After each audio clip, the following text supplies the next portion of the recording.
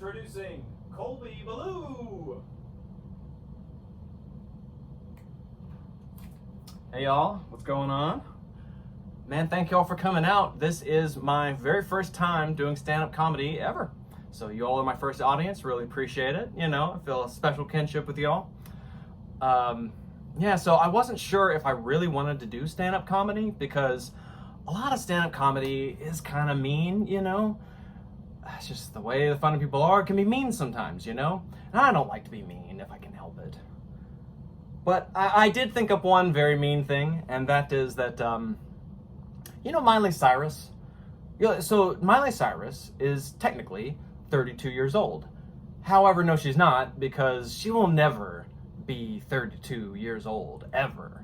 Like, she skipped her 20s and 30s and went straight from being a teenager to a 45-year-old woman who's been smoking since she was 5. Right? It's like, imagine if Patty and Selma from The Simpsons had a tracheotomy, you know? Like, Tom Waits is auditioning to be in a Miley Cyrus cover band, I hear that's the case. You know who is mean, though? Who's really mean? Is that automated lady voice at the self-checkout at Kroger. Man, that's fucking a mean voice. Please put item in bagging area.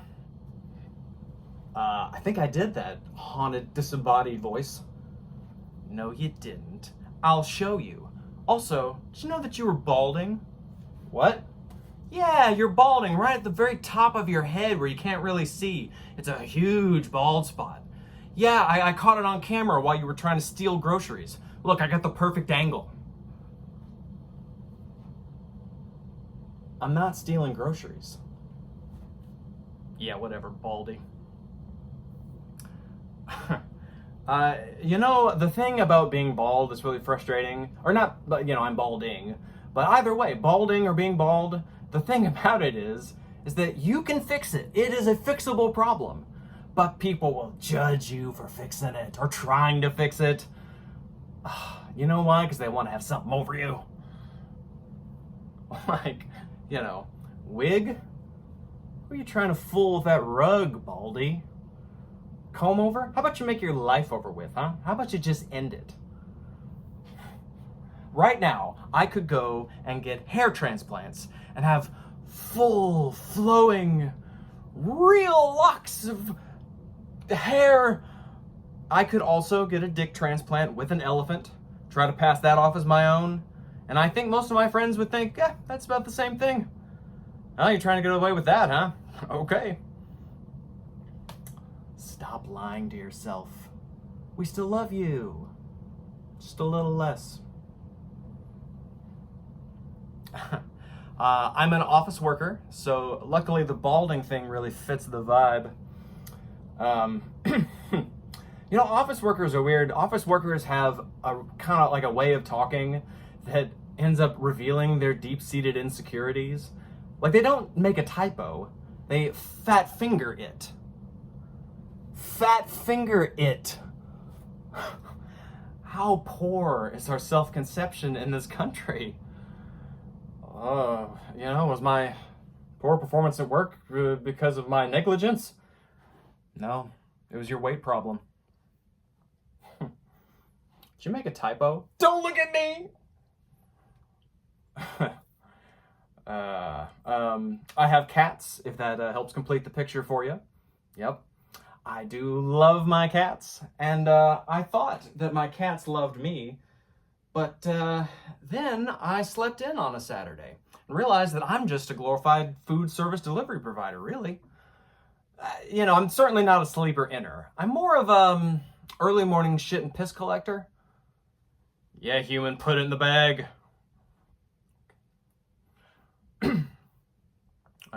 My cats are really, really cute. They do love to snuggle and bathe each other. Like, I'll look in the bedroom and see a couple of them just going to town on each other's assholes. And they look up at me like...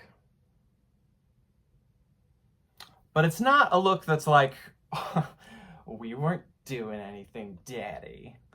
No, it's more like, Like, you know that scene in The Shining where Shelley Duvall looks down the hallway and sees the butler and the guy in the bear costume?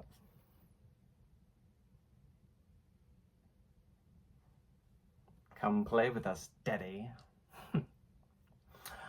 They do love to toss each other salads, though. That is one of their favorite activities. The thing about it is all of them like to be the one to toss the salad. They don't like to get their salad tossed, right?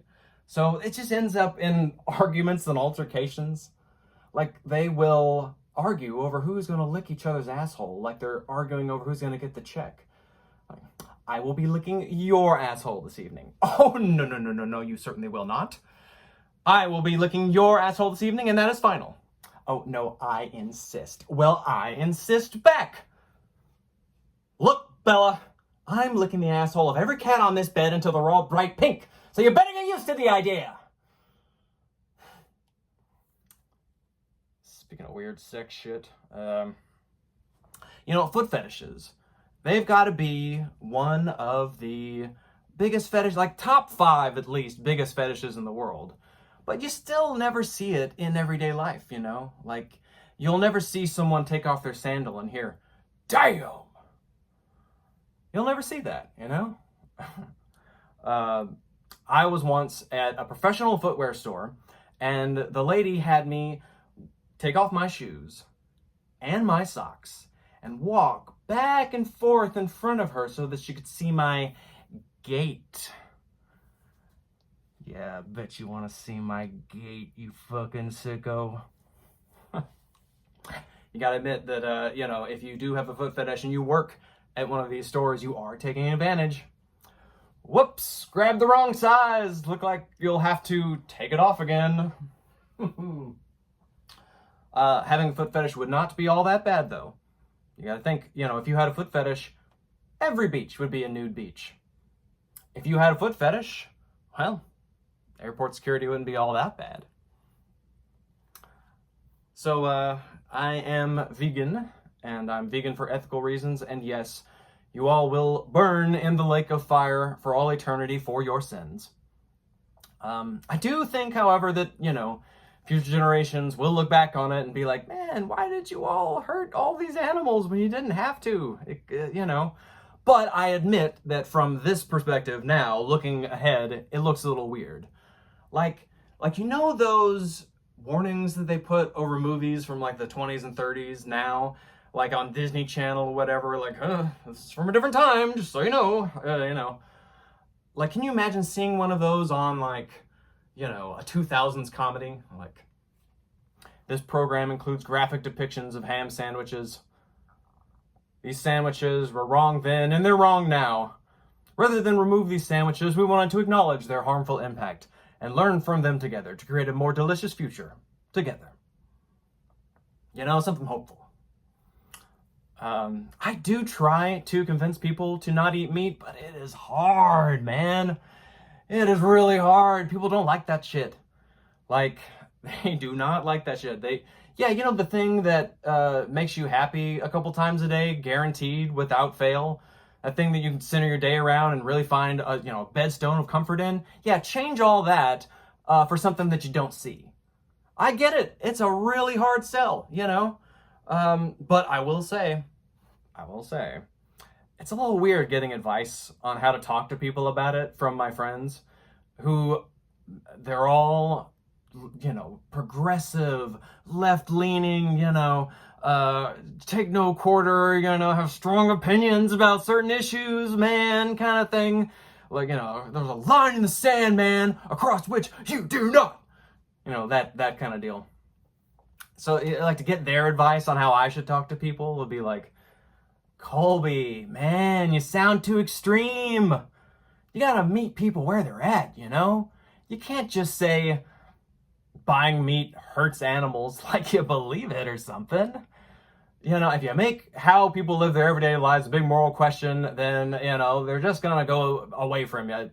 Hold on, my mom's calling me. I gotta take this. Hey, Mom. Is that fucking Fox News I hear on in the background? Nice, Mom. Real nice, yeah. I suppose you enjoy your state-run television, yeah? Yeah, you like being a good little fascist? Well, you know what? Just leave me out of it. In fact, leave me out of your will, because I don't want to be your son anymore. I don't want you to be my mother. I hate you, and I never want to see you again. Click. Anyway, you're pushing people away with how you talk, dude. I mean, pretty soon, if people get that pissed at you, they're just gonna run in the opposite direction and, try to start a fascist takeover of the country or something. Anyway, speaking of this country going to hell, I'll end with this. Y'all, what happened to all the McDonald's restaurants? They used to have a big red roof, a multicolored ball pit, a big statue of a clown out front, like leap into the sky, like, yeah, some fun in here, motherfucker. Like, this was a fun place. What is it now? A gray, depressing box. Why did they do that? Does no one believe in magic anymore? Magic of the spirit, You cannot tell me that the company with a clown for a mascot and a menu item called the McMuffin sat around and were like, oh, y'all, we've got to change the look of our buildings. They're making us look ridiculous. No one's going to take us seriously. Well, I thank you all for taking me seriously. Appreciate you. That's the end of my set. Thanks, y'all.